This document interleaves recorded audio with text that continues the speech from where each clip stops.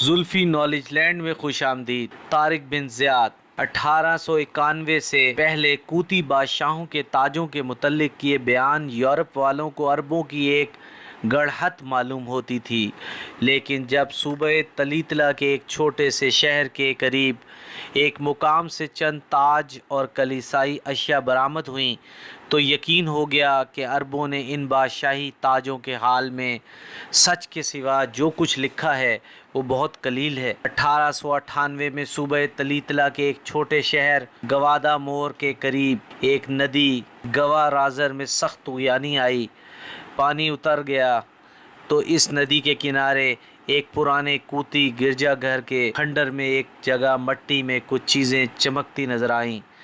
سب سے پہلے غریب کسان کی بیوی کی نظر ان پر پڑی۔ اس نے اور اس کے خاوند نے ان قیمتی چیزوں کو وہاں سے نکال لیا۔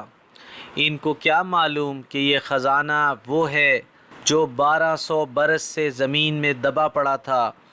مدرسے کے معلم نے ان میں سے ایک چیز کسان یا اس کی بیوی کے ہاتھ دیکھ لی۔ اس نے حکام کو اطلاع کی اور جو چیزیں سونار کی بھٹی کے حوالے نہیں ہوئی تھیں وہ بچ گئیں۔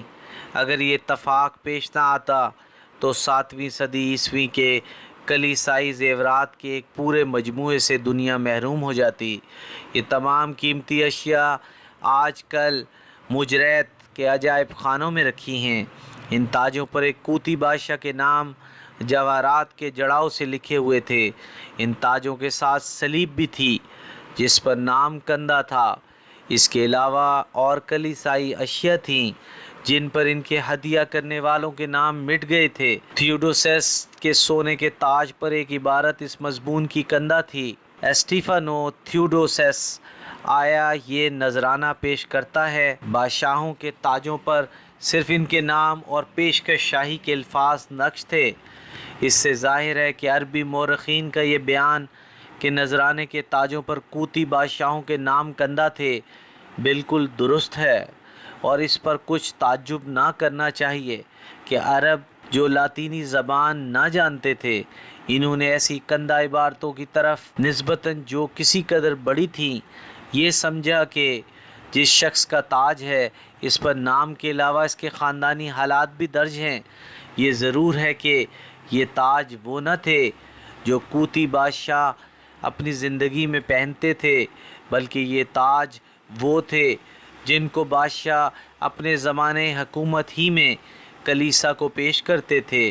ہر پابند مذہب کوتی بادشاہ 2 تاج بنوایا کرتا تھا، ایک وہ خود پہنتا تھا، دوسرا کلیسا کو نذر کرتا تھا۔ یہ دستور ایسا تھا جس سے اس عمرہ کی تصریح آسانی سے ہو جاتی ہے کہ اس قسم کی قیمتی چیزیں مسلمانوں کو فتح اندلس کے وقت بے کثرت کیسے مل سکیں۔ ایپیسوڈ 12 اختتام پذیر ہوئی۔